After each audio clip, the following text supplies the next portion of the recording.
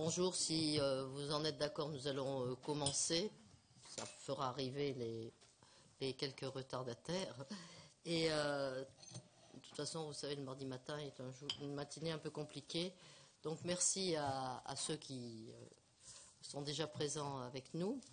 Je voudrais commencer cette audition de Nicolas Hulot et de Marc Dufumier, d'abord pour les remercier d'avoir pris de leur temps pour venir dialoguer avec nous ce matin. Dans le cadre donc d'un des petits déjeuners de la commission des affaires européennes, et aussi dans le cadre plus spécifique du fait que c'est sous la responsabilité de la commission des affaires européennes qu'a travaillé un groupe de travail sur la politique agricole commune avec la commission des affaires économiques. C'est pour ça que je suis ravie de recevoir aussi François Brotte qui préside cette commission, et que c'est ensemble que nous allons rendre effectivement un rapport sur la politique agricole commune. Donc nous avons eu la chance d'accueillir déjà Marc Dufumier lors d'une première table ronde que nous avions organisée le 14 novembre, comme de quoi le temps passe vite, pour que ce groupe de travail de la politique agricole commune plante en quelque sorte le décor sur cette politique agricole commune. Et avec Jacques Berthelot, Adré Pochon et bien d'autres, ils nous avaient donné les grandes lignes politiques qui, à leur avis, devraient irriguer la politique agricole commune. Si nous sommes réunis à nouveau ce matin, certes, c'est pour parler de nouveau de cette politique agricole commune, et en particulier de l'importance et de la question de tout ce qui est environnemental à travers toute cette politique, mais aussi, parce que nous avons Nicolas Hulot, il sera important d'aborder plus largement toutes les questions qui se posent, les enjeux qui se posent à l'heure actuelle en termes de développement durable, et de regarder là où sont les éclairages particuliers, là aussi où sont les difficultés. S'agissant de la PAC, donc je ne vais pas être très longue, nous savons que les réformes, ou la question de la réforme de la PAC agricole en 2013 devrait déboucher, c'est la volonté de la présidence irlandaise, en juin 2013, et donc que nous sommes à la veille de ce qu'on appelle le trilogue pour aller vite, c'est-à-dire que c'est le moment où les gouvernements doivent de nouveau se mettre d'accord entre eux, puisque pour la première fois, ils sont en codécision avec le Parlement, et que le Parlement européen, lui, vient de rendre sa copie, et que cette copie est tout sauf développement durable. C'est une copie qui a plutôt rogné les ailes à ce qu'avait proposé la Commission, en particulier en termes de verdissement de la politique agricole commune, plutôt que l'inverse. Donc nous sommes un peu inquiets. C'est important de faire valoir le point de vue des parlements, de ceux qui représentent les États, et c'est d'autant plus important que le budget de la politique agricole commune a été rogné. C'est d'une façon générale le budget de l'Union européenne, mais là, il l'a été dans des domaines où nous avons l'impression que le budget français n'est pas le plus touché, mais si le budget français n'est pas le plus touché, ça veut dire qu'il y a bien d'autres États qui vont payer la note. Et je crois qu'aussi il faut penser à cette logique et cette cohérence de l'Union européenne qui fait que, à l'heure actuelle, on est plutôt sur une dynamique du tout austérité dont nous avons l'impression, nous, que ce n'est pas la logique, et c'est ce qui continue. Alors, ces instances européennes, nous semble-t-il, n'ont toujours pas intégré assez les enjeux du développement climatique, les enjeux de l'eau, les enjeux d'un sol qui doit rester cultivable et pour tout le monde, et qu'il y a sans doute à reprendre ces débats-là. La PAC est un des moments forts où nous pouvons en parler, faire des propositions et faire avancer. La solidarité sociale, c'est aussi un des moments où on peut la faire avancer, parce qu'il est d'évidence que, je vais reprendre la formule classique, que 80% des aides européennes à 20% des agriculteurs, ça n'est pas satisfaisant. Et d'ailleurs, une des choses que propose Stéphane Le Foll, notre ministre, est bien de dire qu'il faut effectivement une surprime, je vais l'appeler comme ça pour aller vite, aux premiers hectares. Et que c'est d'ailleurs une des choses sur lesquelles le groupe de travail que j'ai la chance de présider a essayé de mettre en place, il a essayé d'insister là-dessus. Donc voilà, Nicolas, Marc, les quelques pistes que je voulais vous donner ce matin sur la façon dont nous avons travaillé pour essayer de mettre en place une proposition du Parlement national, en tout cas de l'Assemblée nationale. Je pense que le Sénat sera assez d'accord avec nous, cette proposition pour effectivement que l'accord politique au niveau du Conseil, donc des États, soit le plus possible exigeant, de qualité, par rapport à un avenir qui est celui de la planète, mais qui est aussi celui effectivement de tous ceux qui y vivent dessus, et en particulier de nos concitoyens. Voilà. Nous allons vous écouter avec plaisir. Merci. Madame la Présidente, merci beaucoup d'abord de nous accueillir ici. Nous ne pouvons que nous réjouir que la représentation nationale s'intéresse à ce sujet-là.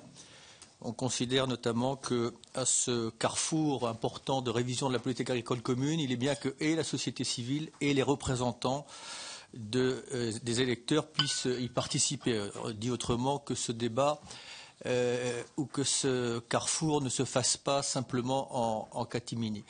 Alors, avant de parler des orientations que je pense beaucoup de citoyens souhaiteraient voir prendre dans la révision de la politique agricole commune, peut-être très rapidement redresser un petit tableau des grands enjeux et des grands défis auxquels nous sommes confrontés, à la fois au niveau évidemment mondial, mais évidemment également au niveau planétaire, puisque c'est la première fois dans l'histoire de l'humanité que nous sommes confrontés à ce qu'on appelle des enjeux universels et des enjeux du long terme.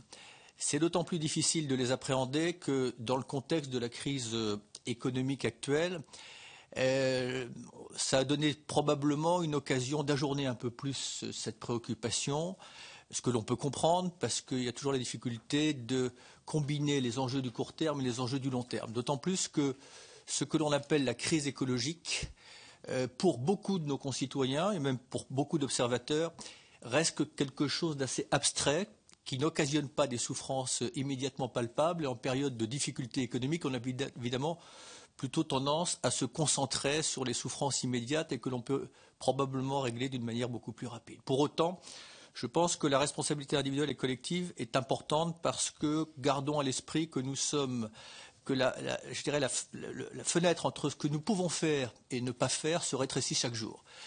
Dit autrement, voilà, le choix que nous avons, plus l'on tarde à regarder les phénomènes que nous devons combattre bien dans les yeux, plus évidemment cela devient complexe. Je pense que nous sommes au paroxysme des grands déséquilibres sans qu'il y ait véritablement de forces de rappel dignes de ce nom qui se mettent en place. Alors, si l'on regarde d'une manière très rapide, parce que je ne vais pas dresser un tableau exhaustif, mais ne prenons que la crise climatique. Bon, moi, je ne vais pas m'évertuer, pas ici bien entendu, mais ni dans les mois qui viennent, à tenter de convaincre les uns et les autres que cette crise climatique combine toutes les vulnérabilités auxquelles nous sommes sensibles et conditionne tous les enjeux de solidarité auxquels nous sommes attachés les uns et les autres. Le diagnostic scientifique, pour ma part, est posé.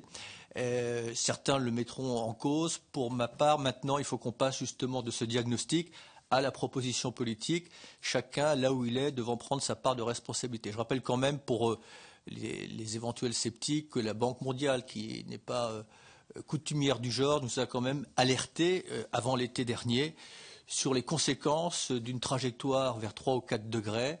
Les conséquences d'abord pour les pays du Sud, avec des cataclysmes très importants sur un plan climatique. Ça affecte les productions agricoles et le risque de montée des eaux. Pour faire un schéma le plus réduit possible, je pense que c'est, comme disait quelqu'un, la mère de toutes les menaces. Mais effectivement, la difficulté, c'est que notamment sous nos latitudes, parce que ce n'est pas le cas dans les pays du Sud et encore moins dans la bande sahélienne, c'est vrai que tout ça n'est pas immédiatement appréhendable. Mais c'est évidemment un sujet central et sur lequel l'Europe, me semble-t-il, a une responsabilité particulière, notamment si l'on veut, dans la perspective de la conférence climat 2015, pouvoir faire entendre la voix de l'Europe par rapport à la fois au bloc émergent et évidemment aux deux géants que sont la Chine et les États-Unis. Juste comprendre que les enjeux climatiques, évidemment, imposeront, si on s'en tient notamment au facteur 4, une révision probablement apaisée mais assez radicale d'un certain nombre de fondamentaux, et notamment dans le modèle économique, puisque diviser par 4 nos émissions de gaz à effet de serre, si on tient compte d'une augmentation prévisible d'un PIB, qu'il soit européen ou qu'il soit national, peut équivaloir à des divisions par 7, 8, 9, 10, voire 12. Donc ça ne se fera pas simplement dans l'épaisseur du trait ou avec quelques rapiessages. Le deuxième facteur, c'est, qui ne vous aura pas échappé, mais dont on n'a pas encore tenu compte et auquel l'Europe doit faire face, c'est que nous sommes passés très rapidement, probablement sans nous en rendre compte, de ce qu'on appelle la période d'abondance à la période de rareté.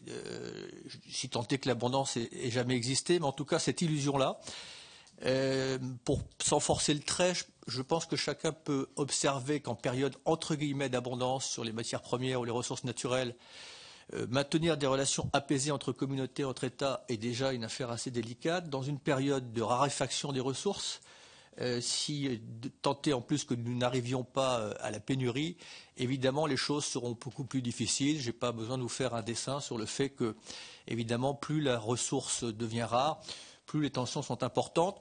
Je donne simplement un simple exemple pour illustrer mon propos. Vous avez vu l'attitude de l'Europe et des États-Unis face à la Chine par rapport à la rétention d'exportation des terres rares. Je pense que nous rentrons dans une ère de compétition qui va être assez délicate, c'est le moins qu'on puisse dire. On ne peut pas ignorer ce facteur-là. Gérer la rareté, évidemment, ça demande un modèle économique probablement ou même très certainement un peu différent. Sur la biodiversité, qui est aussi un sujet qui est passé dans l'ombre des changements climatiques, l'Europe a sa propre responsabilité. D'abord sur la biodiversité dans l'espace européen. Au jour d'aujourd'hui, on considère qu'il y a à peine 16% de la biodiversité et des écosystèmes qui y sont rattachés, qui sont dans un bon état écologique, c'est dire qu'on a des marges évidemment de progression. Voilà, tout ça pour dire qu'on est un vrai carrefour de civilisation. On voit bien qu'il est un passage délicat, mais en même temps qui est un passage qui, je l'espère, va nous obliger à redéfinir collectivement une vision et un projet. Et je dis ça d'ailleurs par rapport à l'Europe, parce qu'au moment où, sans forcer le trait non plus, on voit quand même que l'Europe est un peu en panne de projet, en panne de sens, je pense que la contrainte écologique au sens large du terme doit nous obliger à redéfinir une vision européenne, à recréer une ambition européenne, probablement peut-être en remettant en cause, ou en tout cas en les regardant d'une manière laïque et non pas dogmatique, les mots d'ordre du traité de Maastricht qui nous ont peut-être un peu conduits là. Dans ces mots d'ordre, je mets le grand marché unique, la concurrence libre et non faussée, la monnaie unique, le libre-échange et l'indépendance des banques, de la Banque centrale et des banques centrales en général. Je pense que si l'on regarde avec objectivité les dernières années, le bilan est quand même assez étonnant en termes de désindustrialisation de l'espace européen, de l'appauvrissement de nos technologies. Donc je pense qu'il y a à revisiter quand même un certain nombre de certitudes et à redéfinir collectivement les fins et les moyens. Voilà pour faire très court, mais voilà, l'Europe est au pied du mur.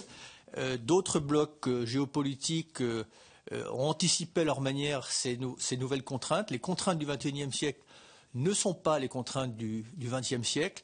D'ailleurs, c'est le paradoxe de cette époque, c'est que nous avons à prendre en charge, je dirais, toutes les dettes qui sont consécutives du succès, entre guillemets, du XIXe et du XXe siècle, dettes démographiques, dettes économiques et dettes écologiques. Voilà. Pour moi, c'est l'Europe se justifie par ce chantier-là. Encore faut-il que nous partagions ensemble les priorités. Et nous avons effectivement 2 rendez-vous très importants pour ce qui est de la France et un pour l'Europe, qui va, à mon avis, être le banc d'essai pour tester notre volonté sur ces sujets-là, qui seront déterminants pour moi sur les modèles économiques, mais également sur les conséquences sociales. J'insiste bien qu'il ne faut pas différencier la crise écologique de la crise sociale. Pour moi, tout cela est lié et cette approche par silo n'est pas une bonne approche. Il faut avoir une vision holistique des choses. Chacun peut comprendre aujourd'hui que ce que l'on appelle la crise écologique, à la fois sur les denrées alimentaires, mais aussi sur l'aspect énergétique, a des conséquences sociales très lourdes déjà dans nos propres pays. Alors il y a effectivement deux étapes importantes. Pour ce qui concerne la France, vous avez le débat sur l'énergie qui est en cours, qui donnera lieu à une loi d'orientation. Pour moi, c'est un sujet important, puisque vous le savez, l'énergie est quand même le premier facteur de production. J'espère qu'on arrivera, là aussi, d'une manière partagée, apaisée, à faire le moins mauvais choix, parce que c'est malheureusement comme ça que les choses devront se faire. Le moins mauvais choix, c'est celui qui nous entraînera vers le plus petit risque. Mais chaque modèle énergétique comporte des formes de risques différents. On peut avoir des formes de risques d'approvisionnement, des risques d'accidents industriels ou abonder dans les risques climatiques. Mais je pense que le préalable est déjà collectivement de définir nos besoins en tenant compte que nous avons des marges de manœuvre absolument extraordinaires en matière d'efficacité énergétique, créatrices d'emplois et qui sont, de notre point de vue, la meilleure manière de protéger nos concitoyens contre la hausse inévitable du prix de l'énergie, quel que soit le modèle énergétique que nous allons choisir. La deuxième étape importante, pour faire court, et c'est la raison pour laquelle je crois que vous nous avez invités ce matin, c'est la révision de la politique agricole commune. Alors, c'est vrai que c'est un sujet qui est plutôt un sujet d'initié, enfin bon, en général, pour lequel le citoyen européen n'a pas forcément conscience qu'il a et son mot à dire, mais surtout de l'importance. Je pense que beaucoup ignorent que c'est le premier budget européen. Ce n'est pas un petit budget, même s'il a été un tout petit peu revu à la baisse. 50 milliards d'euros, c'est pas rien. Surtout si on considère que ça fait par habitant, enfin par citoyen européen, par année l'équivalent de 100 euros. Chacun peut comprendre que dès lors, il a peut-être, à défaut de dire son mot, la possibilité de participer à la réflexion. Et surtout au moment où on va repartir sur un schéma et où on peut tirer quand même les bilans des dernières décennies. Alors il y a un bilan qui est évidemment positif, c'est que l'agriculture a répondu en termes d'approvisionnement aux exigences alimentaires qui lui avaient été signifiées. Mais là aussi, le modèle qui a été soutenu et qui a été encouragé, eh bien, comme malheureusement c'est souvent le cas, a sécrété ses propres effets secondaires qu'il faut prendre en compte aujourd'hui. Alors pour faire très court, le modèle agricole, d'abord, en termes d'impacts environnementaux, a des impacts lourds. On n'a pas réussi sur tous ces sujets-là à inverser les tendances. Je prends simplement, par exemple, sur l'état de nos ressources en eau par rapport aux objectifs qu'on s'était fixés en 2015. Je crois qu'on est à la moitié du chemin. Sur la biodiversité, je l'ai évoqué tout à l'heure. En termes d'emploi, quand on voit que simplement chez nous, en France, ce sont 200 exploitations qui ferment chaque semaine. Si vous prenez à l'échelle européenne, c'est une exploitation qui ferme toutes les 2 minutes. Donc ce sont des chiffres qu'il faut évidemment prendre en compte. Sur un plan environnemental, gardons à l'esprit qu'à l'échelle européenne, ce sont 100 000 hectares de terres agricoles qui sont artificialisées chaque année. J'insiste bien sur ce chiffre-là parce que chez nous, on dit que c'est à peu près l'équivalent d'un département français tous les 6 ans qui serait artificialisé. Je veux juste mettre en exergue que les terres arables vont très rapidement devenir des terres rares si on n'y prend pas garde. On est dans un modèle agricole qui est quand même très tributaire d'importation. Notamment, vous le savez, pour nourrir notre bétail, nous sommes tributaires d'importations, notamment de tourteaux de soja, qui viennent principalement, pas exclusivement, mais notamment de terres qui se font au détriment de la forêt amazonienne. Il faut regarder ça aussi très sereinement, mais je pense qu'à terme, ça serait bien qu'on retrouve une certaine autonomie sur ce sujet-là. Gardons à l'esprit aussi que la FAO nous a très clairement dit qu'à l'échelle mondiale, nous serions en capacité, avec ce que l'on appelle l'agroécologie, qui englobe plusieurs types d'agriculture, d'alimenter 7 voire 9 milliards de personnes sur Terre, mais en nous demandant probablement de réviser un peu nos modes de consommation, et notamment, pour ce qui concerne nos pays, de réduire un peu nos consommations de viande, ce qui permettrait effectivement de libérer un certain nombre de surfaces agricoles, mais il faudrait que dans notre alimentation, on équilibre entre les protéines végétales et les protéines animales. Dernière chose, mais j'en aurais évidemment oublié, ma présentation n'est pas exhaustive, c'est bien que le citoyen sache, mais éventuellement aussi les observateurs, que dans le modèle agricole tel qu'il existe actuellement, on paye souvent 3 fois notre nourriture. On la paye évidemment chez le commerçant, on la paye par nos impôts puisque c'est eux qui alimentent le budget de la politique agricole commune, et on la paye dans ce que les économistes appellent les externalités négatives, notamment les externalités négatives environnementales, qui ne sont pas insignifiantes. Quand on prend simplement chez nous le traitement des algues vertes, je crois que par an, si je ne me trompe pas, c'est de l'ordre de 500 000 euros, ce qui veut dire que depuis le début de ce phénomène d'eutrophisation, la France a dû payer pas loin d'1 milliard d'euros. Et sinon, si on prend l'ensemble des externalités environnementales, on est là aussi à plus d'1 milliard d'euros par an. Donc ça veut dire qu'il y a de la rationalisation dans l'air possible. Mais pour cela, nous souhaitons, alors quand on dit nous, c'est un réseau d'ONG français et européens soutenus par plusieurs milliers de signataires. Mais à la limite, je pense que, peu importe le nombre, je pense qu'il y a beaucoup de choses qui sont empreintes de bon sens et qui peuvent être partagées par tout le monde. 4 orientations que nous aimerions voir prendre la révision de la politique agricole commune. D'abord, évidemment, une agriculture qui soit créatrice d'emplois. Vous savez que selon les modèles agricoles, ça peut se jouer on peut gagner 30% d'emplois supplémentaires. Je pense que dans le contexte actuel, c'est important de favoriser notamment les aides aux plus petites exploitations, notamment ce que propose le ministre Le Foll de surprime sur les 50 premiers hectares. Nous préférerions, nous, que ce soit les 30 premiers hectares. Mais ça nous semble très important d'aider évidemment en ce sens et de conditionner les aides dans ce sens. Vous savez que la population de nos agriculteurs est vieillissante. Je crois que moins de 30%, de 8% pardon, des agriculteurs ont moins de 35 ans. Donc c'est un chiffre qu'il faut tenir compte et faire en sorte que l'on aide plutôt à l'accès aux exploitations, à la transmission des exploitations plutôt qu'à leur agrandissement constant. La deuxième chose, c'est de faire en sorte de conditionner les aides du premier et du deuxième pilier au verdissement, mais que ça ne soit pas facultatif, avec plus d'ambition que ce qui a été proposé, parce que ce qui a été proposé, parfois, ne fait simplement que de valider des choses qui sont déjà existantes. Alors, dans le verdissement, il y a beaucoup de choses, évidemment.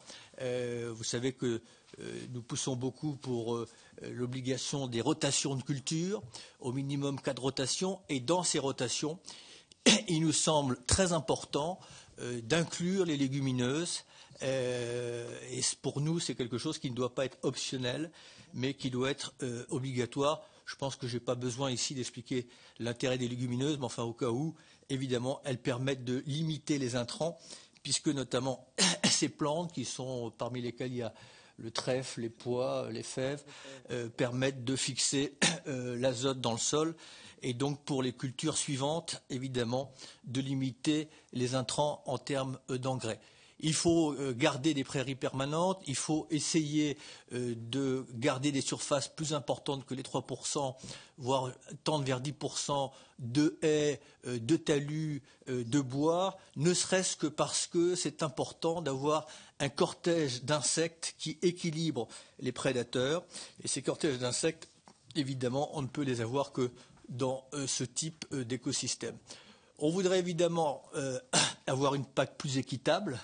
Je n'ai pas besoin de vous rappeler que, évidemment, si on ne plafonne pas les aides, et nous aimerions nous les plafonner à 300 000 euros, et pour l'instant, on évoque éventuellement 500 000, parce que selon les zones géographiques européennes ou selon les modes de production dans notre propre pays, entre un maraîcher ou un céréalier, évidemment, il y a une immense disproportion.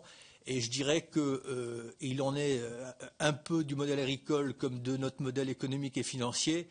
On produit de plus en plus, mais ça profite à de moins en moins de personnes. Donc pour nous, ça c'est quelque chose d'excessivement important. Et la quatrième orientation, pour nous, qui est importante parce qu'il il y a une forme de malentendu là-dessus. Je vois souvent des interlocuteurs me dire mais nous ne subventionnons plus nos exportations. En réalité, ce n'est pas aussi véritable que ça. Ce n'est pas clair dans le texte, notamment sur le poulet et la poudre de lait. On continue à avoir cette possibilité-là avec les dégâts que vous pouvez imaginer sur les marchés du Sud. Donc nous, on aimerait bien que soit mis fin d'une manière très claire à cette éventualité. Voilà à peu près très rapidement le tableau. Marc Dufumier, sur ses orientations, pourra développer les outils, les modalités avec lesquels nous pourrions y parvenir. On considère que c'est un moment important pour l'Europe, que le citoyen, par votre intermédiaire, doit être associé à cette réflexion, que nous soutenons d'ailleurs actuellement plutôt la position du ministre de l'Agriculture, ce qui n'a pas toujours été le cas, mais qui va plutôt dans le bon sens, mais que les choses ne sont pas jouées ni à Bruxelles ni à Strasbourg. Et puis, il y a la responsabilité nationale, puisque une fois que les budgets seront affectés, notamment dans le cadre du deuxième pilier, à la fois les régions et les États auront évidemment une influence importante sur l'affectation de ces sommes. Un dernier mot, c'est que nous préconisons depuis très longtemps, notamment à la Fondation et à l'époque du pacte écologique, de privilégier évidemment la qualité, la saisonnalité et la proximité, et pour faire en sorte que les paysans soient payés à la qualité de leur travail.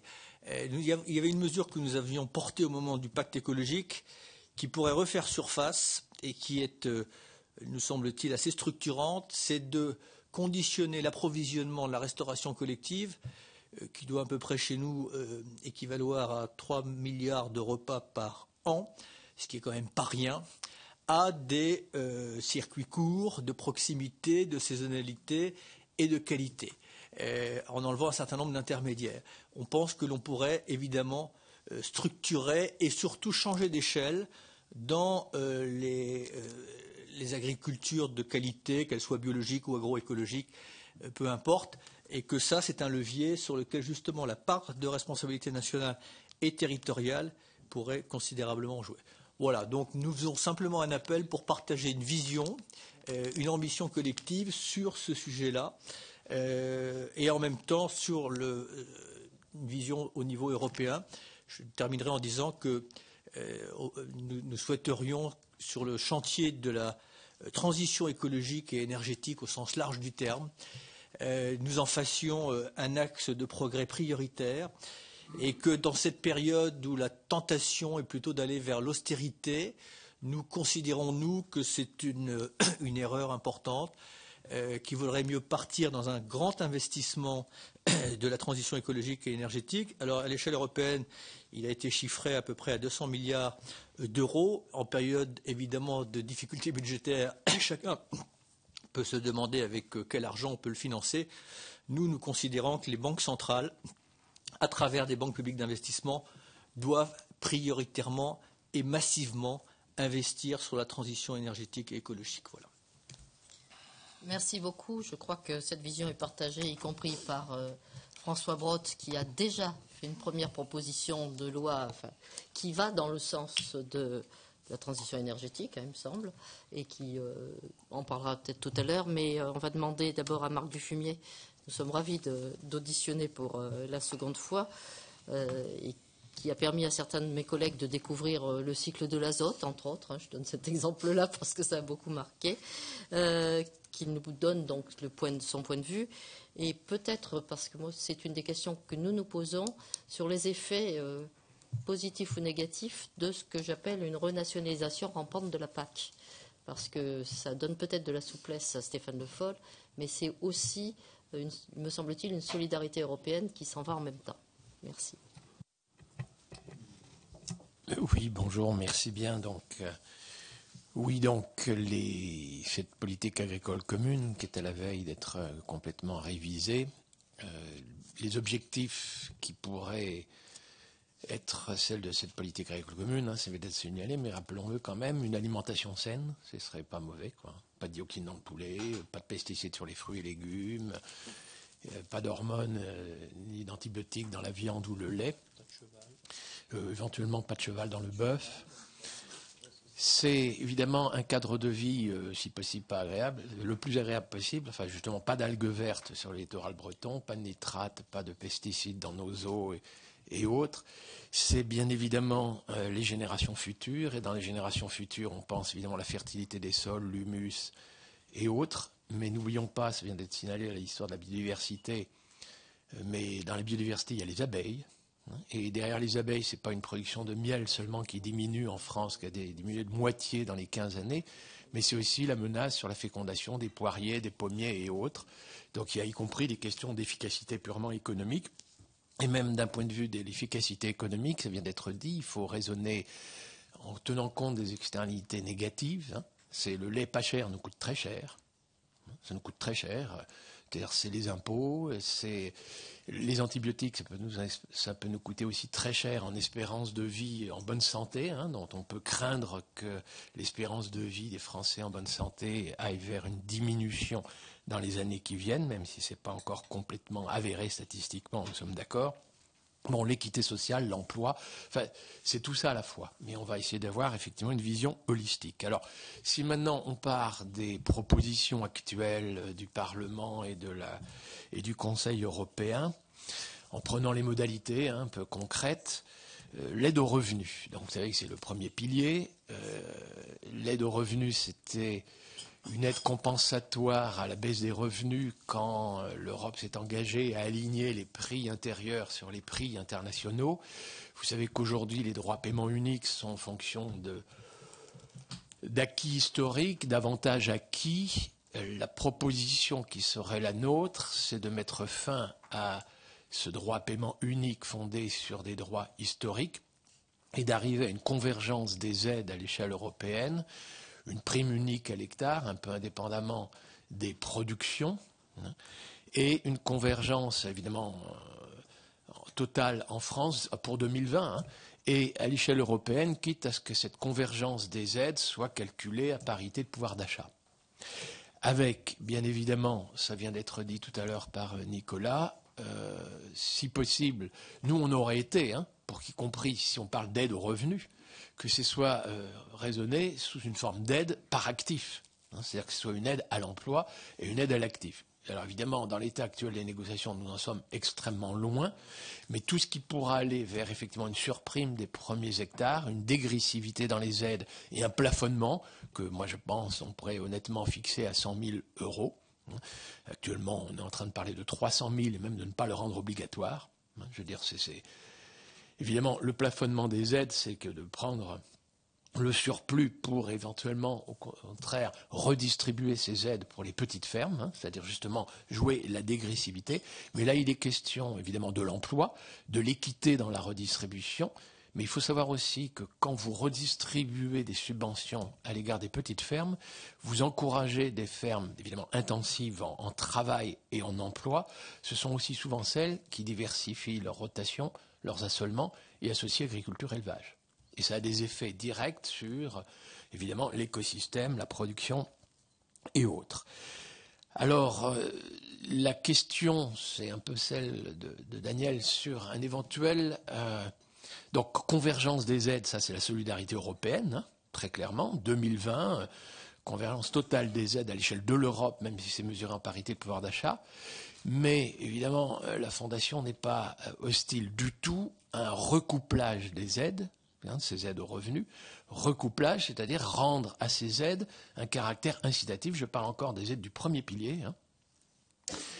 Moi, j'aimerais bien d'ailleurs qu'un jour on cesse de parler d'aide, je vous le dis tout de suite, mais qu'on parle plutôt de rémunération des agriculteurs en fonction de services environnementaux. C'est un peu ça l'esprit du deuxième pilier, mais il faudrait bien aussi que les aides du premier pilier servent un peu aussi à ça. Je suis on ne peut plus favorable, je ne vous cache pas, au fait qu'il va y avoir quand même un recouplage possible des aides dans les subsidiarités qui nous sont données. C'est-à-dire à la fois je plaide la solidarité européenne et la convergence des aides, et je suis très heureux qu'à travers les subsidiarités, il y ait la possibilité d'un recouplage. Et dans les recouplages, soyons clairs, il nous faudrait mettre en priorité les légumineuses. Donc c'est le cycle de l'azote. Je ne vais pas vous infliger ce cours sur le cycle de l'azote, mais l'intérêt de remettre dans nos rotations d'un assolement en France des plantes de la famille des légumineuses, luzerne, trèfle, sainfoin, lotier, pois fourragers, lupin, haricots, pois chiches, fèves, tout ce qui serait bon pour notre alimentation, y compris les légumes secs, ça a plusieurs intérêts. Et d'abord, une moindre dépendance à l'égard de l'importation de soja et de tourteaux de soja en provenance du Nouveau Monde, transgénique de surcroît. 2, effectivement, c'est que ça nous fournit des protéines végétales pour notre alimentation humaine, notre alimentation animale, mais les résidus sont des résidus azotés qui nous évitent de devoir employer des engrais azotés de synthèse. Et sachez que chaque fois donc qu'on met davantage de légumineuses dans nos rotations, nos assolements, non seulement nous importons moins de soja, tourteaux de soja et de protéines végétales en provenance du Nouveau Monde, mais en même temps nous avons une fertilisation biologique de nos sols en azote, ce qui nous évite de devoir importer du gaz naturel russe et norvégien pour fabriquer des engrais azotés de synthèse. Préférez l'urine des animaux que l'urée, engrais azoté de synthèse qui nous coûte très cher en gaz naturel russe ou norvégien. Et vous verrez qu'en efficacité économique, le fait de substituer nos surplus de céréales, de poudre de lait et autres par des légumineuses qui nous évitent de devoir importer, nous gagnons et en moindre importation de soja et tourteaux de soja et en moindre importation de gaz naturel russe et norvégien. En termes strictement économiques, vous faites le calcul au prix frontière, n'oubliez pas de prendre ces effets donc collatéraux, à savoir que quand vous avez une légumineuse dans une rotation de assolement, les coûts de fertilisation azotée du blé, du colza et de la betterave qui suivent en rotation sont nettement moindres. Et sachez aussi que quand on épand moins d'engrais azotés de synthèse, nous émettons aussi moins de protoxyde d'azote et nous avons là des systèmes de production qui nous évitent évidemment, qui nous rendent compatibles avec les protocoles de Kyoto. Et qu'on devient sérieux pour ce qui est de réduire nos émissions de gaz à effet de serre. Donc tout recouplage des aides qui vont dans le sens d'inciter à remettre des légumineuses en rotation d'assolement, je pense qu'il nous faut nous battre encore. Alors ce sera d'ailleurs y compris, je pense, dans les subsidiarités qui nous seront données. Et donc là, le Parlement français a quelques raisons de proposer ça au ministre de l'Agriculture. Et puis le recouplage aussi sur l'alimentation bio à travers les restaurations collectives, ça vient d'être évoqué, c'était le pacte écologique. Mais imaginez un seul instant que sur les 9 milliards d'euros, il y en ait même 1 milliard qui servent à ça. En 2020, c'est quasiment tous les repas de la restauration collective. J'entends les écoles primaires éducation au goût, les collèges, les lycées, mais aussi les cantines d'entreprise fréquentées par les couches les plus modestes auraient le droit à une alimentation bio, de proximité, de qualité, terroir et autres, avec un surcroît de 0,40 € par repas seulement. Mais si les subventions de la politique agricole commune servaient à ça, je vous assure que les mairies et toutes les collectivités territoriales qui essaient de relancer la consommation bio dans les écoles et tout, la question serait très largement résolue et le nombre de reconversions vers ce type d'agriculture serait évidemment bien plus accru. Le verdissement, nous sommes heureux que le taux de 30% ait été maintenu. À un moment, il avait été question de l'abaisser à 20%. Le verdissement est un terme pas très joli. Ça concerne quand même le fait que une partie des aides du premier pilier doit servir à la mise en place de systèmes de production plus conformes à la protection de l'environnement, à notre aire de vie et des générations futures. Alors là, très clairement, nous avons 3 propositions sur lesquelles nous souhaiterions être très fermes, et je pense qu'on peut encore se battre là-dessus. C'est effectivement que des aides soient données en fonction de 4 cultures en rotation, dont une légumineuse. Donc on revient sur l'importance des légumineuses dans nos rotations, nos assolements. Actuellement, on discute que de 3 à l'échelle européenne. Mais quand on dit 3 ou 4 cultures en rotation, c'est bien en rotation. Parce qu'à l'échelle européenne, on a dit maintenant dans l'assolement. Et dans l'assolement, ça laisse entendre que pour 80%, il pourrait y avoir une culture, c'est-à-dire on laisserait la monoculture sur 80% des surfaces, quitte à en mettre 2 autres sur les 20% qui restent. Ça, c'est dramatique. Il faut remettre le mot rotation au lieu de mot assolement dans cette exigence. Parce que tout l'intérêt de remettre le mot rotation, d'indiquer que c'est en rotation, c'est précisément la diversification des cultures. La diversification des cultures, sans vous faire un cours complet d'agronomie, mais c'est faire des cultures d'hiver, de printemps, d'été, c'est rompre le cycle des prédateurs, c'est rompre le cycle des mauvaises herbes, c'est évidemment beaucoup moins d'intrants chimiques, enfin c'est des principes agronomiques de base. Il faut savoir que l'une des raisons pour lesquelles notre agriculture aujourd'hui est aussi polluante et aboutit parfois à des produits alimentaires bas de gamme, c'est justement la monoculture, la spécialisation exagérée de nos régions et de nos terroirs. Donc ça me paraît indispensable. Les infrastructures d'intérêt écologique, les surfaces d'intérêt écologique, pareil, 7%, nous sommes pour les 7%. Il s'agit bien de haies, il s'agit bien de mares, il s'agit bien de bandes enherbées, il s'agit bien de favoriser la présence des coccinelles pour neutraliser les pucerons, la présence de carabes pour neutraliser les limaces, la présence d'abeilles pour féconder les poiriers et les pommiers. C'est absolument vital si on veut s'éviter d'abord une menace sur la fécondation des poiriers et des pommiers, et si on veut éviter l'emploi abusif, effectivement, de pesticides. Et quand on dit des surfaces d'intérêt écologique, il s'agit bien de ça, et il ne s'agit pas de faire en sorte, c'est une des propositions malheureusement, je crois, du Conseil, de faire en sorte qu'il y ait des équivalences à travers les mesures agro-environnementales du deuxième pilier, qui réduirait, je vous dis tout de suite, le verdissement à 3 fois rien. Il y aurait d'ailleurs, y compris, la possibilité pour certains agriculteurs, si on en restait à cette proposition, d'être rémunérés au titre du premier pilier sur des mesures agro-environnementales, et comme ils feraient ça, ils auraient le droit aussi à la surprime du verdissement. Alors là, vraiment, il faut surtout empêcher cette idée-là et évidemment le maintien des prairies permanentes. La seule condition qui permettrait d'éviter ces 3 conditions-là, c'est évidemment l'agriculture bio, puisqu'elle répond déjà aux exigences en question. Pour ce qui est du deuxième pilier du développement rural, on insiste beaucoup sur le maintien de mesures agro-environnementales et de type systémique. C'est-à-dire on souhaiterait que les mesures agro-environnementales, évidemment, les subventions transiteraient par les régions, par une voie contractuelle, et qu'elles rémunèrent. Il faudrait d'ailleurs là vraiment mettre le concept de rémunération. Actuellement, les mesures agro-environnementales sont destinées à compenser des moindres rendements ou des surcoûts de ces systèmes de production plus respectueux de l'environnement.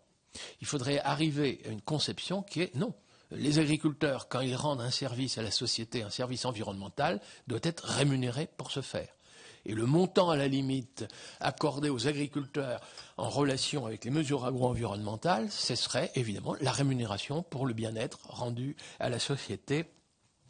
Ils seraient donc, les agriculteurs, rémunérés par la qualité de leurs produits et par aussi les services environnementaux.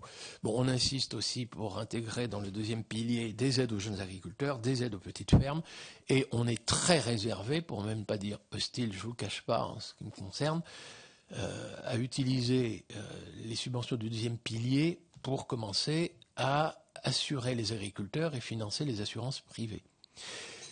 Il n'y a pas meilleure assurance, les agriculteurs le savent, face à des aléas de prix ou des aléas climatiques que de ne pas mettre tous ses œufs dans le même panier.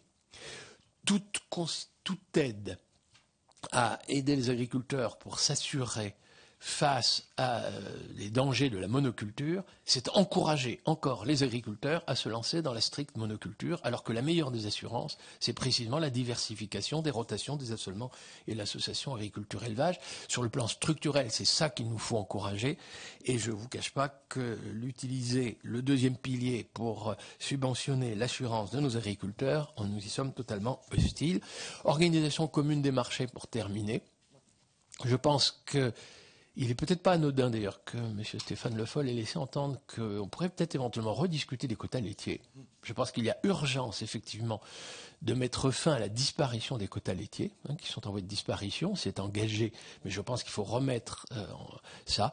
Bon, les droits à plantation de la vigne et les quotas sucriers, évidemment, on n'a rien de style, c'est-à-dire qu'il y a une régulation des marchés qui puisse se faire par éviter les surproductions, au fond, par des mesures de quotas, sachant que ce sont souvent ces surproduits de poudre de lait, bon, le sucre un peu moins aujourd'hui, de céréales et autres qui sont subventionnés, de fait subventionnés parce que nos agriculteurs perçoivent des subventions, mais qui sont exportés et peuvent être considérés comme du dumping à l'égard des pays du Sud. Et alors effectivement, Nicolas Hulot l'a dit tout à l'heure, l'idée qu'on puisse ne pas mettre fin aux restitutions, c'est-à-dire aux subventions d'exportation, alors qu'on s'y était engagé pour 2013, Et le fait qu'on remette ça en cause est extrêmement grave. Il faut savoir que c'est effectivement l'exportation à vil prix de nos poudres de lait, de nos poulets bas de gamme et ce genre de choses qui fait que les gens qui travaillent à la main dans les pays du Sud ne parviennent pas à être compétitifs et se retrouvent en faillite, rejoignent des bidonvilles et certains sont sur les mouvements migratoires internationaux. Voilà, c'est un peu ça dans les modalités et on est prêt donc à en discuter largement. Merci. Merci beaucoup, merci de nous avoir rappelé et remis en perspective plein de choses. Je pense que François Brotte va avoir quelque chose à dire. Notre collègue du Parlement européen aussi, je suppose, après. Oui, quelques remarques suite à vos propos, plus que des propos liminaires. D'abord, je considère que malheureusement la PAC ne fait pas à elle toute seule la PAC, mais je pense que vous en avez parfaitement conscience et que, reprenant un vieux slogan de rue, une seule solution, la régulation, il est bien évident que dans un cadre politique qui veut que le droit à la concurrence, que la liberté d'entreprendre soit des forces supérieures à toute autre considération, y compris dans l'agriculture, on voit bien qu'on a un peu de mal à réguler ou à innover. Question innovation législative, je suis en train d'essuyer quelques plâtres qui montrent que les choses ne sont pas faciles du tout. Dès l'instant où on veut avoir une approche pragmatique, personnalisée des choses. Je ne vais pas développer ça, c'est un autre temps de débat. Quand on regarde, par exemple, le prix du lait, et qu'on regarde le rapport aujourd'hui entre les producteurs transformateurs et la grande distribution, où il n'y a pas de discussion possible entre celui qui vend et celui qui achète. Le rapport de force est tellement déséquilibré que de toute façon, c'est ou tu passes par là ou tu passes par la fenêtre. Bon, donc là, on a un premier sujet de régulation. Quand on voit l'impact de la spéculation sur les céréales et sur le blé en particulier, qui fait que les comportements d'acteurs agricoles font que de toute façon on va vers là où ça gagne plutôt que d'aller vers là où ça perd. La question rotation des cultures, on voit bien que le chemin est infaisable. Moi j'ai y compris vécu des crises de la chrysomèle avec du maïs qui rapporte beaucoup, avec une seule solution, la rotation pour se débarrasser de la chrysomèle. Eh bien on n'arrive pas à convaincre que c'est comme ça qu'il faut faire, parce que le rapport est tel entre le maïs et d'autres cultures que finalement l'agriculteur préfère prendre le risque. On a là la question du prix de marché, du prix spéculatif, qui fait que quelles que soient les injonctions entre guillemets que l'on peut faire, on n'y arrive pas. Concernant la disparition des exploitations, il y a deux sujets. Le premier, c'est la surface agricole qui reste disponible. J'ai quand même le sentiment qu'avec les schémas de cohérence territoriaux, un certain nombre de dispositions contraignantes sur l'usage du foncier, on a un peu enrayé le fait qu'on continue à manger des espaces agricoles. Alors c'est vrai qu'il y a ceux qui étaient dédiés à l'urbanisation pour le futur qui s'urbanisent. Pour le reste, j'ai l'impression qu'on a un petit peu freiné. Ça peut ne pas suffire, mais on régule un peu par ce biais-là. Et c'est vrai que la gestion du foncier est un des éléments sur lequel on a le plus de possibilité coercitive d'agir, puisque là, c'est parfaitement constitutionnel que de pouvoir le faire. Profitons-en, c'est un des secteurs où on n'a pas d'excuse pour dire qu'on ne fait pas. Pour autant, le fait qu'on ait abandonné ce qu'on a appelé par le passé le contrôle des structures, c'est-à-dire plutôt que d'avoir une exploitation agricole qui en rachète deux, on en maintient trois.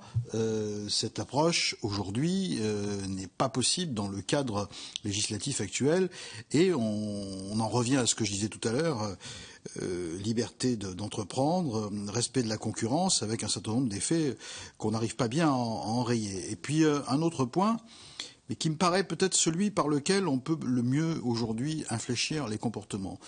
Vous l'avez évoqué, c'est celui de l'alimentation. Je pense que nos concitoyens et le consommateur, donc celui qui est au bout de la chaîne, a de plus en plus de sensibilité à cette question de l'alimentation, la question de la viande, la question du sucre, la question du... évoquer le cheval, bon là c'est de la triche, c'est pas forcément sur le plan sanitaire problématique, mais ça montre bien qu'on peut nous faire manger tout et n'importe quoi et que ça finit par poser de graves problèmes. Et que donc pour sécuriser les filières, parce que le consommateur a l'exigence d'une traçabilité, on se rend compte qu'on peut à ce moment-là infléchir des comportements qui étaient des comportements strictement spéculatifs. Donc la PAC, certes, elle peut infléchir les comportements. Heureusement, chère Présidente, que elle peut être un peu renationalisée sur le plan des méthodes, parce que si la prime aux 50 hectares, c'est tout ou rien, c'est-à-dire que c'est ou partout en Europe ou nulle part, il vaut mieux que ça puisse être un peu renationalisé dans les pays qui veulent bien encore le faire. Et c'est le cas de la France notamment. Donc voilà, je crois là encore, il ne faut pas avoir une approche qui soit par trop bloqué. Donc moi je voulais simplement en question dire que le système social-économique dans lequel on est, avec des limites qui sont celles de marchés qui doivent respecter totalement à la fois la libre concurrence et la liberté d'entreprendre.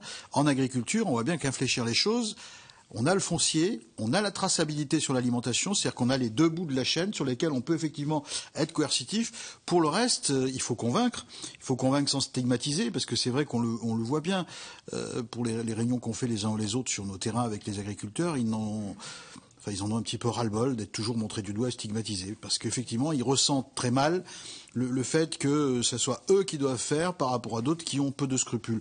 Alors je pense que les choses ne sont pas aussi simplistes que cela, mais la pédagogie est difficile dans un temps où c'est pas facile de gagner son pain, si je puis dire, quand on est paysan. Et du coup, il faudrait qu'on arrive à partager le fardeau. Encore faut-il voir comment on pourrait le faire. Et c'est vrai que le fait de pouvoir plafonner les aides, et quand on voit le débat, on assiste à un congrès des jeunes agriculteurs, à un congrès de la FNSEA, pour citer personne, je sais que c'est public ce que je dis, donc je vais faire attention, mais le fait d'harmoniser et de moduler les primes, les jeunes agriculteurs, eux le disent, il faut le faire tout de suite. Parce que nous, on n'en peut plus. Et pourtant, ils sont de la même famille que la FNSEA. Mais à la FNSEA, on dit non, il faut prendre 10 ans ou 15 ans pour le faire. Donc on voit bien qu'il y a un moment, il faut franchir le pas qui ressemble à un Rubicon, mais si on ne le fait pas, on ne pourra pas infléchir. Juste pour dire que, au-delà des objectifs globaux, on voit bien qu'on a un encadrement qui nous oblige quand même un peu à changer de système. Et on ne peut pas bien le faire tout seul. Donc ce sont des réflexions complémentaires aux vôtres, mais avec l'idée que vous puissiez éventuellement rebondir sur ces remarques. Merci beaucoup. Dominique Riquet, peut-être intervenir. Et puis moi, j'ai 2 questions complémentaires après. Oui, non, à dire vrai, moi, je suis surtout venu écouter le côté national. Bon, oui, quelques réflexions. Je pense qu'il y a toujours une difficulté à concevoir l'hétérogénéité du monde agricole en Europe, quand même, il faut le rappeler. Et donc, la PAC, elle décline des règles générales qui s'appliquent à des paysages très différents. Rappelez qu'il y a certains pays qui, il y a quelques années, avaient encore 50% de leur main-d'œuvre était agricole. C'est le cas de la Pologne, par exemple. Et que le type d'exploitation était totalement différent. Donc, c'est vrai qu'il y a une difficulté à appliquer des règles qui soient convenables pour nous, convenables pour la Roumanie ou la Pologne, et une diversification entre les deux piliers qui est des fois un peu difficile. Moi, bon, j'étais venu pour être attentif aux soucis qui ont été exprimés. Alors, simplement pour dire pour raconter l'histoire, le Conseil a fait ses propositions pour la PAC. Le projet qui a été voté par la Commission agriculture du Parlement européen était assez quand même proche de ce que j'appellerais les lobbies agricoles. Tout simplement parce que la composition de la dite commission, elle est quand même faite, si je puis dire, par des semi-professionnels qui s'intéressent spécifiquement au sujet.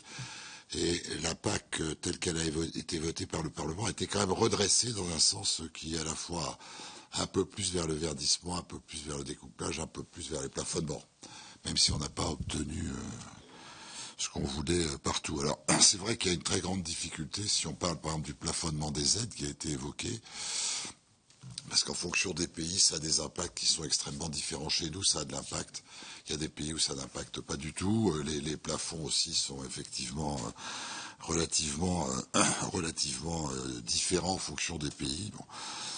Alors, la vraie question, c'est la France s'en tire bien sur son budget de la politique agricole commune, parce que c'est là qu'elle a fait porter son effort budgétaire, si je puis dire. C'est-à-dire qu'il y a une vraie volonté budgétaire française de défendre la PAC. Et ça a un prix ailleurs, d'ailleurs. Mais quand on parle aujourd'hui de la PAC, finalement, la France a obtenu une préservation de son budget alors qu'il y avait une diminution qui était de plus de 10% du budget général.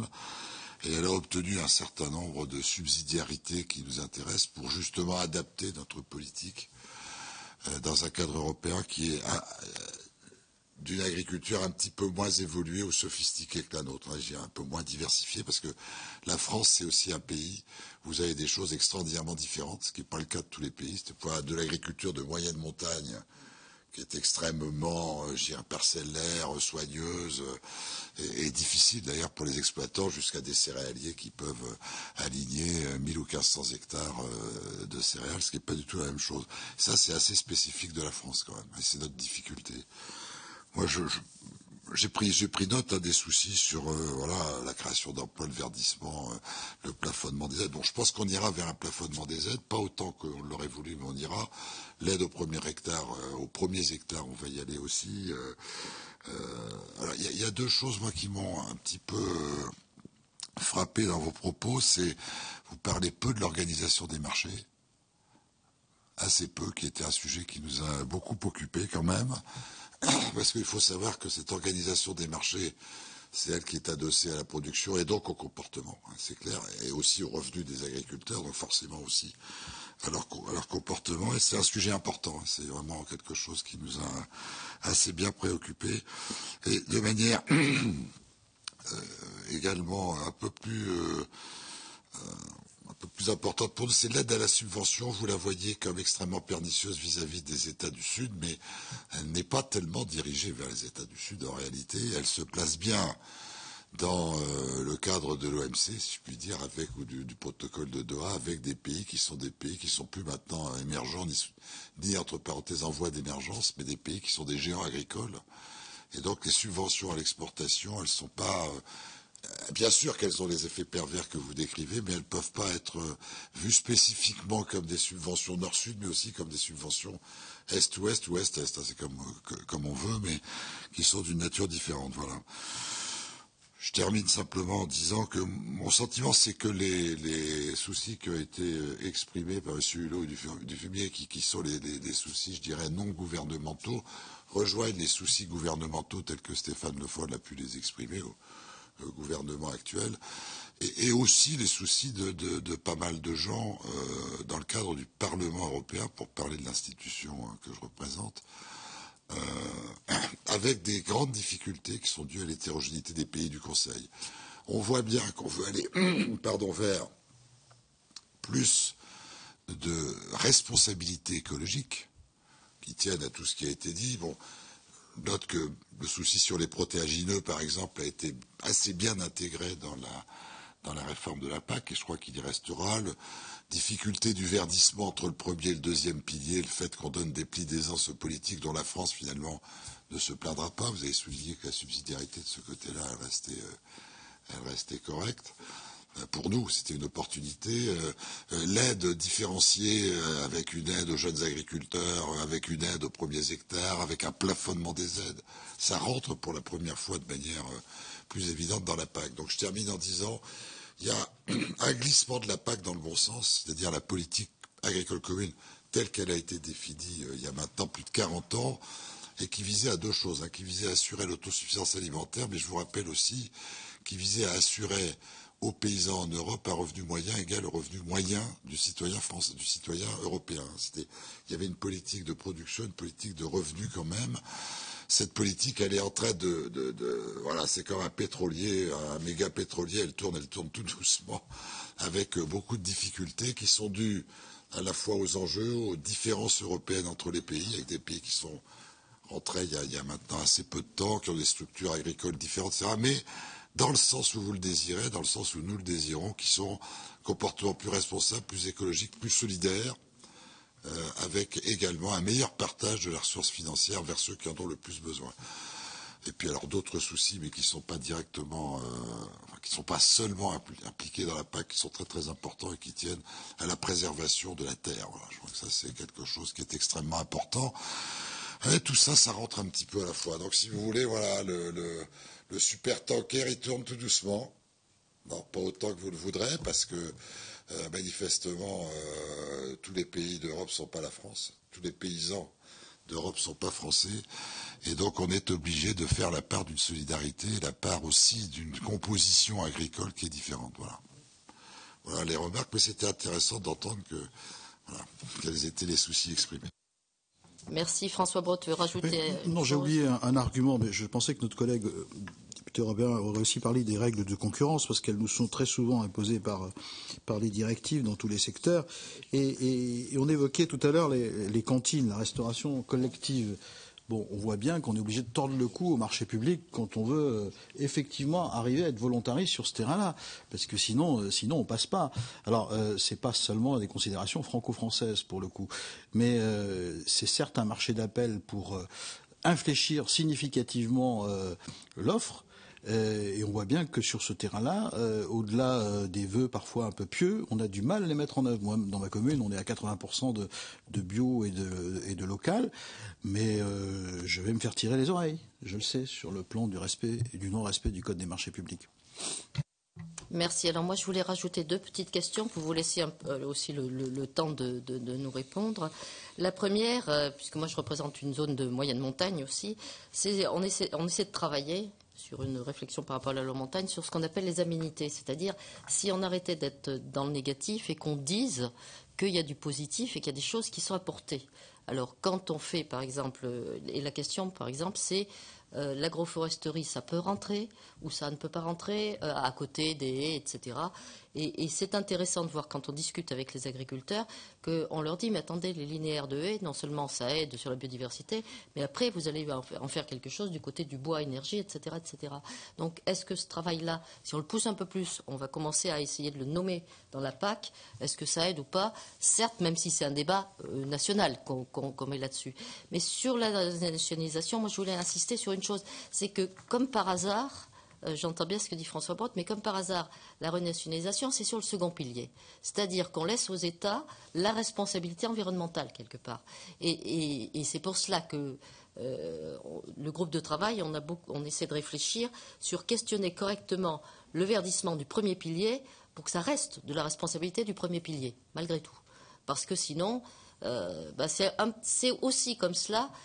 Nous semble-t-il qu'on continue à dire aux agriculteurs, vous voyez bien, le second pilier, ce n'est pas du tout aussi important que le premier pilier. Donc c'est un tout petit peu cet équilibre qu'on essaie de questionner et on voudrait avoir, moi j'aimerais bien avoir votre réponse là-dessus.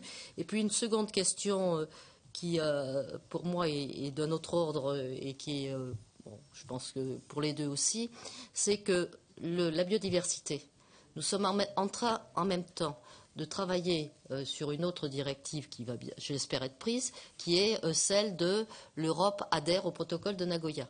Et la France doit adhérer au protocole de Nagoya. Dans le cadre de notre commission, moi j'ai eu l'occasion de faire effectivement une résolution adoptée à l'unanimité sur la lutte contre la biopiraterie. Parce que la France a cette particularité d'avoir d'être à la fois un pays producteur et un pays consommateur. En ce sens qu'il y a des espèces rares via les ultramarins et des pratiques culturelles traditionnelles. Et puis il y a les consommateurs qui sont la pharmacopée, l'esthétique, etc. Donc en profiter, et là c'est pas de la PAC, mais c'est l'environnement, en profiter pour se poser la question si la France pourrait être un petit peu un poisson pilote dans ce domaine-là, trouver des exemples, des manières de travailler qui soient positif pour tout le monde, pour les populations concernées, pour la biodiversité et en même temps qui nomme la qualité du travail de l'Union européenne. Voilà les 2 questions complémentaires que je voulais vous poser. Je vais dire un petit mot général sur 2-3 observations aux questions que vous nous avez posées. Je laisserai Marc y répondre dans le détail. Simplement vous dire qu'on a une occasion, je pense, dans ce moment particulier de la PAC, probablement une ultime occasion de réconcilier le consommateur et le monde paysan. Je pense que nous-mêmes, d'ailleurs, du côté des ONG, il faut qu'on tire aussi les leçons. Et je rejoins votre réflexion. L'idée n'est pas de désigner les coupables. En tout cas, en ce qui nous concerne, on n'a jamais appréhendé les choses comme ça. On considère que le monde agricole, dans sa majorité, a suivi les voies qu'on lui a demandé de prendre, et que les agriculteurs sont souvent les premières victimes, que ce soit des victimes économiques ou même parfois des victimes sanitaires, parce que c'est un sujet dont on n'a pas parlé. Mais je rappelle que les premiers qui sont victimes de l'abus d'utilisation d'intrants, ce sont les agriculteurs eux-mêmes. Et je pense effectivement que les agriculteurs, et y compris d'ailleurs, vous l'avez dit tout à l'heure, certains jeunes qui sont dans le principal syndicat agricole, souhaitent qu'il y ait un nouveau rapport avec les citoyens. Ils préfèrent être rémunérés au prix, à la qualité de leur travail, d'être reconsidérés. Mais encore une fois, ils ont cette volonté-là, mais ils ne peuvent pas le faire tout seuls. Et c'est pour ça que la cohérence avec la politique agricole commune, que ce soit par le biais du premier ou deuxième pilier, est évidemment très importante. Mais voilà, je dis ça parce que nous aussi, nous avons discuté beaucoup avec les jeunes agriculteurs et on entend bien cette aspiration et le désarroi qu'ils peuvent avoir, la volonté qu'ils ont, mais encore une fois, il faut qu'on puisse les soutenir dans cette démarche. Quelqu'un aujourd'hui qui veut passer au bio, vous savez mieux que nous les contraintes et les difficultés. Voilà. Alors nous, d'ailleurs, dans notre campagne que nous avons lancée, on a mis en avant des agriculteurs, justement, qui parfois ont anticipé sur cette conversion, sans même attendre des aides, ont réussi justement des conversions qui sont assez spectaculaires, et pour montrer qu'il y a déjà un changement en marche sur le terrain. Et je pense que, comme vous le disiez, il faut aussi qu'on valorise ça, voilà, qu'on valorise ce qui fonctionne, ce qui peut fonctionner. Et c'est une démarche d'ailleurs que nous devons entreprendre sur l'ensemble des sujets écologiques.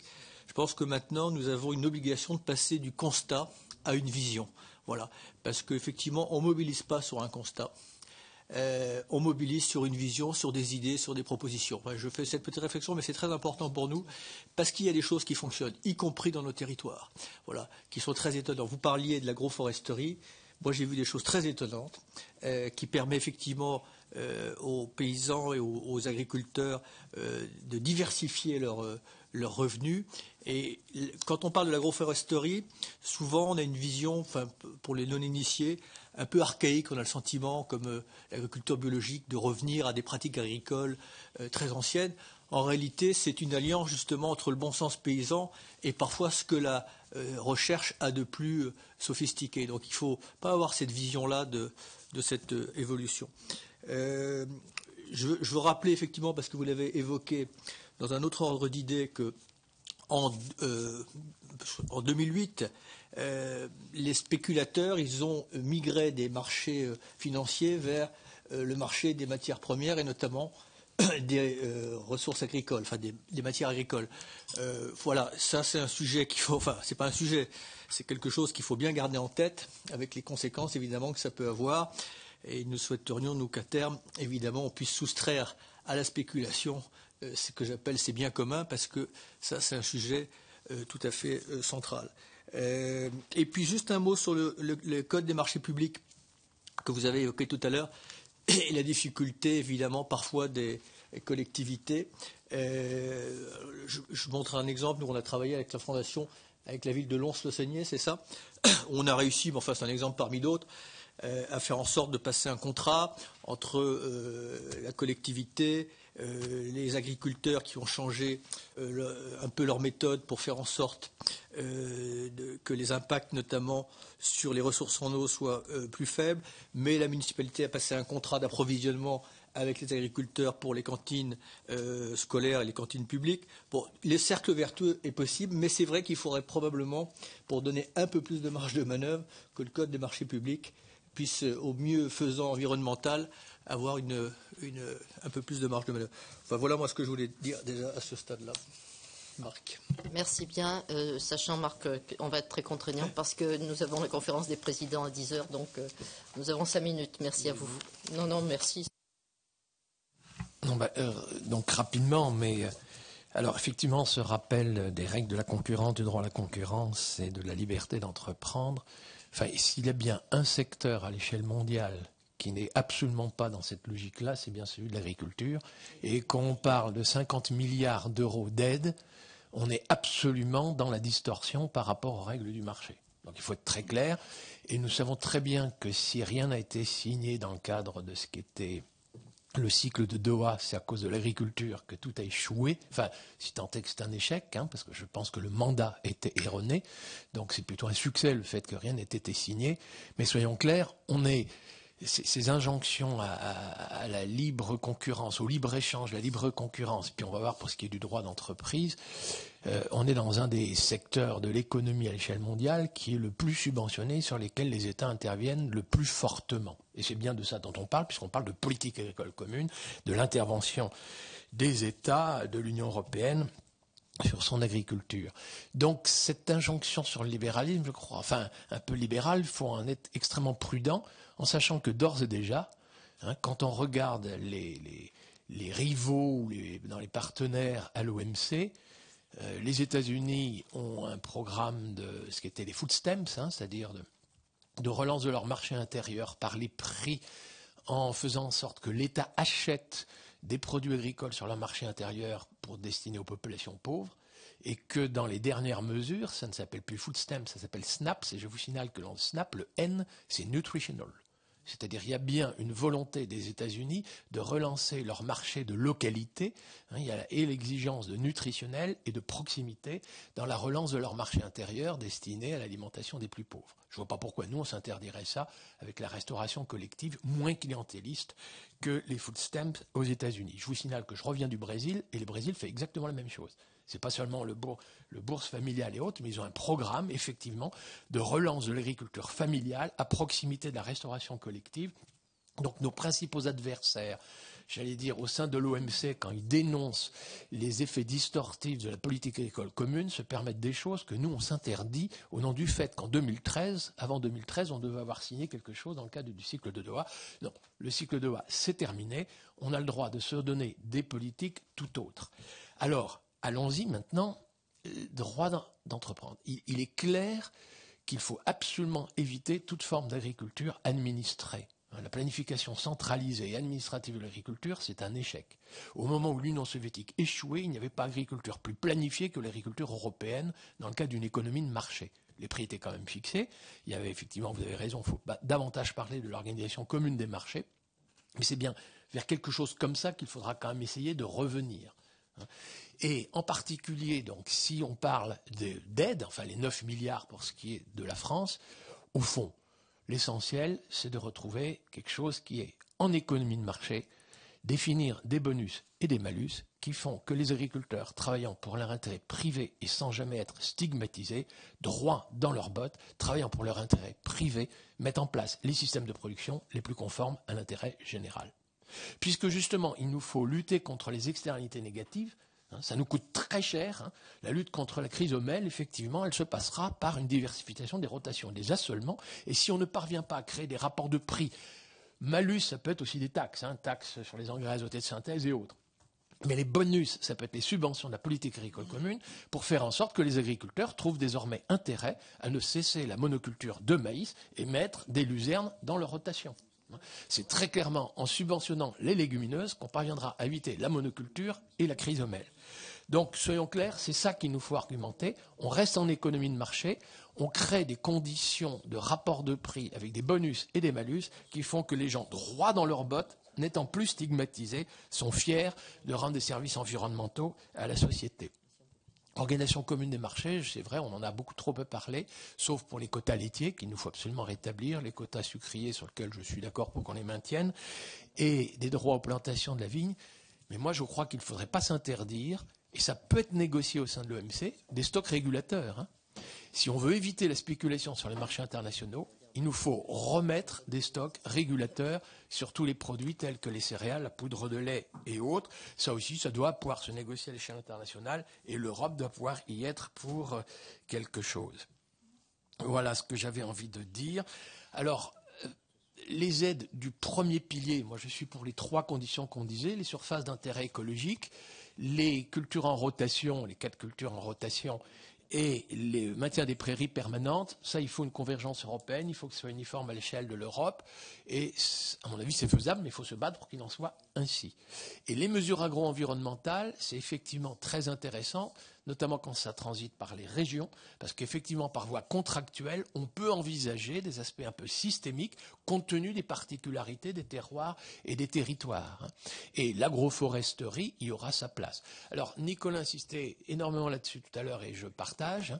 L'agriculture qu'on souhaite promouvoir, diversifier, associer agriculture, élevage, remettre des champignons mycorhiziens, favoriser la stabilité structurale des sols, lutter contre la chrysomèle autrement que par des pesticides, mais éventuellement par des lâchers de trichogrammes. Cette agriculture qui peut vous apparaître biologique, elle est extrêmement savante. Elle est savante. Ce n'est pas le retour à l'âge de pierre, c'est vraiment une agriculture savante et moderne qu'on souhaite ainsi promouvoir. Mais c'est une agriculture plus artisanale, plus exigeante en travail, et elle mérite d'être mieux rémunérée.